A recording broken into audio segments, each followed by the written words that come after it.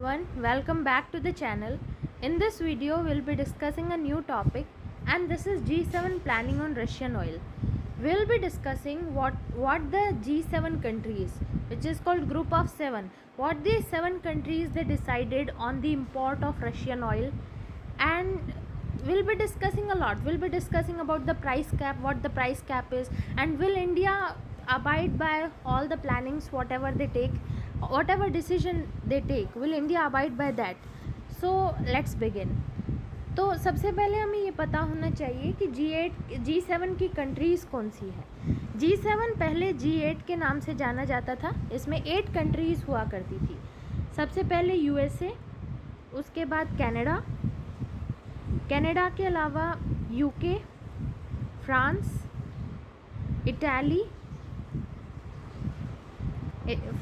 Italy, उसके अलावा Germany, Japan, Russia. ये 8 कंट्रीज़ हुआ करती थी G8 के अंदर। लेकिन 2014 में रशिया ने क्रीमिया पर हमला कर दिया और उसके साथ ही रशिया को G8 से हटा दिया गया। उसके बाद ये 7 कंट्रीज़ बची और इन 7 कंट्रीज़ को G7 ग्रुप ऑफ 7 के नाम से जाना जाता है। तो अभी हाल फिलहाल में ये 7 देश, इनकी एक मीटिंग हुई थी और उसमें क्या डिसीजन लिया गया रशिया के ऑयल पर, हम उसके बारे में डिस्कस करने वाले हैं, जानने वाले हैं। सबसे पहले ये हाल फिलहाल में इतना न्यूज़ में क्यों है? 2 सितंबर को G7 के जो देश हैं, साथ ही यूरोपियन यूनियन, जितने भी यूरोप के देश हैं उनका एक ग्रुप बना हुआ है, उसे यूरोपियन यूनियन कहा जाता है। तो यूरोपियन यूनियन और G7 के देशों के बीच एक मीटिंग हुई थी उनके फाइनेंस मिनिस्टर्स की, और वहाँ ये डिसीजन लिया गया कि जो भी रशिया की सर्विसेज हैं, चाहे वो क्रूड ऑयल में हो, पेट्रोलियम प्रोडक्ट्स में हो, उसके ऊपर क्या लगाया जाएगा? प्रोहिबिशन लगाया जाएगा। वहाँ एक प्लानिंग हुई कि किस तरीके से रशिया के क्रूड ऑयल को, रशिया के पेट्रोलियम प्रोडक्ट्स को ग्लोबली परचेज करने से कंट्रीज़ को प्रोहिबिट किया जाए। इस बात के ऊपर डिस्कशन हुआ। तो अभी हमें जानना है कि ऐसा क्यों किया जा रहा है। हाल फिलहाल में रशिया ने यूक्रेन के ऊपर हमला किया था, तो उसके बाद वेस्ट पूरी कोशिश कर रहा है कि किस तरीके से रशिया की इकोनॉमी को ज़्यादा से ज़्यादा नुकसान पहुंचाया जाए, और उन्हीं मेजर्स की में से एक मेजर है ये वाला कि किस तरीके से पूरी दुनिया को प्रोहिबिट किया जाए रशिया का ऑयल ख़रीदने से, रशिया का पेट्रोलियम प्रोडक्ट्स ख़रीदने से। तो हाल फिलहाल में जो डिस्कशन हुआ उसमें प्रोहिबिशन की बात की गई, और किस चीज़ के प्रोहिबिशन की? क्रूड ऑयल की और पेट्रोलियम प्रोडक्ट्स की। लेकिन यहाँ गैस की कोई बात नहीं हुई। गैस के ऊपर प्रोहिबिशन लगाने से कोई बात नहीं हुई। और इससे सबसे जो अलग बात जो हटके आती है वो ये है कि यूरोप पूरी तरीके से रशिया की गैस के ऊपर डिपेंडेंट है। तो जहाँ इन्हें इनका इंटरेस्ट दिखता है वहाँ पर कोई प्रोहिबिशन नहीं है, लेकिन जहाँ दूसरों का इंटरेस्ट है वहाँ सबको ये प्रोहिबिट करने की कोशिश करते हैं। यह आज भी पूरा वेस्टर्न माइंडसेट है। तो यहाँ पर पूरा का पूरा यूरोप रशिया की गैस के ऊपर डिपेंडेंट है। तो इसीलिए G7 की मीटिंग में कहीं भी गैस के ऊपर प्रोहिबिशन लगाने की बात नहीं हुई। लेकिन जहाँ दुनिया के दूसरे देश, फॉर एग्जांपल इंडिया, ये क्रूड पेट्रोलियम प्रोडक्ट्स के ऊपर बहुत ज़्यादा निर्भर है, ऑयल के ऊपर बहुत ज़्यादा निर्भर है, तो ऐसे में यहाँ पर प्रोहिबिशन की बात आती है। तो यहाँ पर नेशनल इंटरेस्ट खुद के देखे जा रहे हैं, फ़ायदा दूसरों का नहीं देखा जा रहा। तो यहाँ पर एक प्राइस कैप लगाने की बात हो रही है। हमें ये जानना चाहिए प्राइस कैप होता क्या है। फॉर एग्जाम्पल प्राइसेस जो होते हैं उनके ऊपर एक कैप लगा दिया जाता है कि बस इससे ऊपर प्राइसेस में आप नहीं बेच सकते। तो रशिया के ऑयल के ऊपर एक प्राइस कैप लगा दिया जाएगा कि for example 3600, it is just an example, 3600, बस इसके ऊपर प्राइस कैप, इससे ऊपर आप नहीं बेच सकते, सबसे मैक्सिमम बस यही है। तो प्राइस कैप की बात की जा रही है। अब प्राइस कैप एक सैंक्शन के तौर पर है वेस्ट द्वारा रशिया के ऊपर। रशिया ने जब से यूक्रेन पर हमला किया है बहुत सारे सैंक्शंस उस पर लग चुके हैं, तो प्राइस कैप भी उन्हीं सैंक्शंस में से एक है। और ना केवल ये रशिया पर लगाया जाएगा, बेलारूस पर भी। बेलारूस क्यों लगाया जाएगा? क्योंकि बेलारूस जब से यूक्रेन का वॉर स्टार्ट हुआ है वो रशिया को लगातार सपोर्ट करता आ रहा है। तो ऐसे में अब वेस्ट ये उम्मीद कर रहा है कि इंडिया, चाइना और टर्की भी इनके इस कोएलिशन में इनका साथ दे। किस चीज़ का है ये कोएलिशन? ये ज़्यादा से ज़्यादा रशिया के जो एक्सपोर्ट्स हैं ऑयल के उनको कम करने का, दुनिया के देशों को प्रोहिबिट करेगा। और तो इंडिया को, चाइना को और टर्की को वेस्ट चाहता है कि ये तीनों कंट्रीज़ भी इनके साथ इसमें ज्वाइन हो जाएं। तो they are persuading to join the coalition.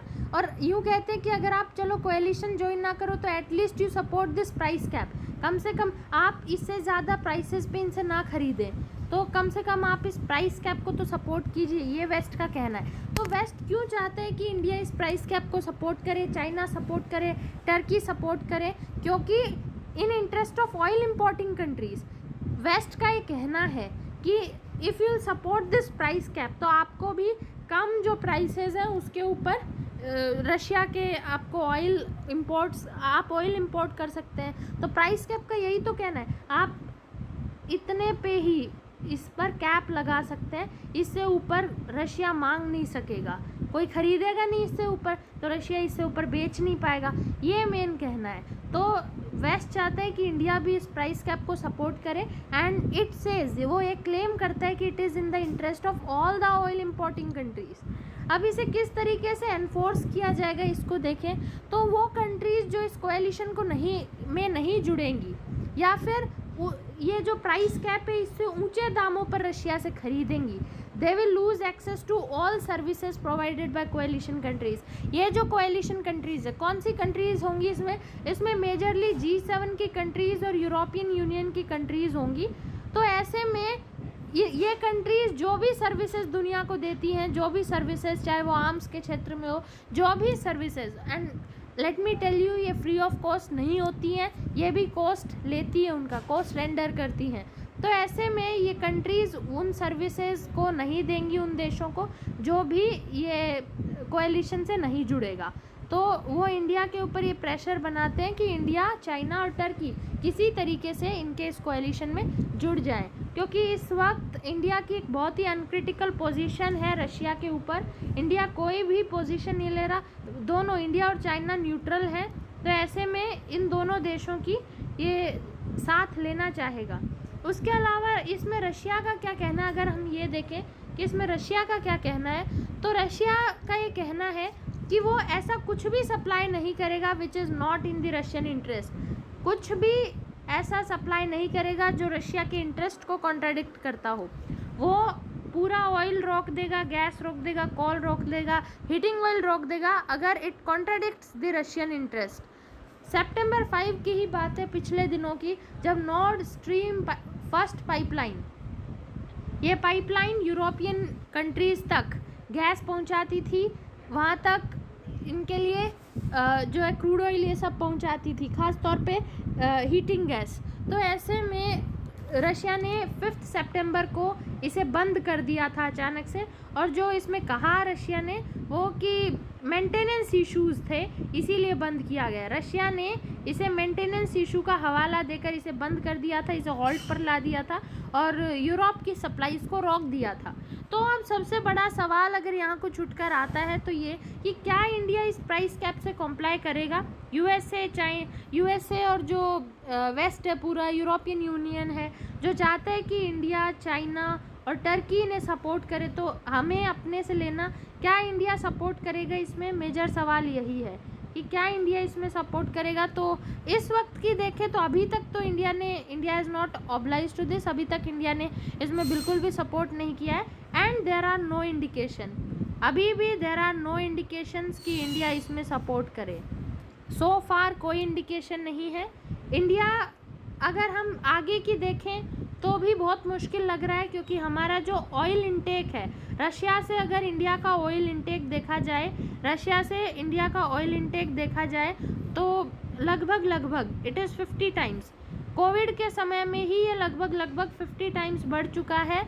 अभी हाल फिलहाल में मिनिस्टर, हमारे जो पेट्रोलियम मिनिस्टर हैं हरदीप सिंह पुरी, उन्होंने बयान दिया था कि वो दुनिया में क्या ग्लोबल पॉलिटिक्स हो रही है इसकी तरफ ध्यान देने के बजाय वो उनकी जो मेजर इंटरेस्ट है, मेजर उनकी जो प्रायोरिटी है वो यही है कि किस तरीके से इंडियन सिटीजन्स को अफोर्डेबल रेट्स